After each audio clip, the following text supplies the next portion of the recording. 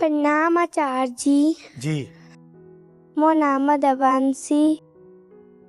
मु आपणଙ୍କୁ गोटिए प्रश्न पचारिबाकू चाहूँची। जेतेबेले पर्व परे सबु मूर्ति मानंकू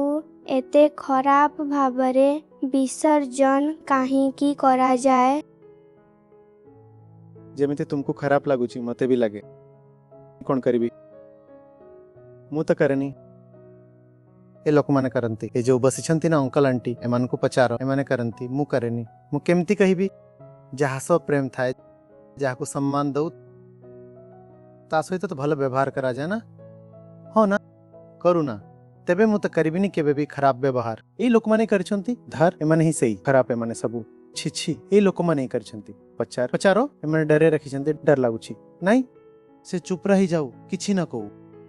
बहुत बहुत कम पिला थिबे जो माने कहिबे किंतु हिसाब तो देबाकू पड़िबो आपण समस्तंकू हिसाब देबाकू पड़िबो आउ आपणकू हिसाब मते भी देबाकू पड़िबो एते लोक अलिया कले जणे लोकटी ही काहे की सजाडू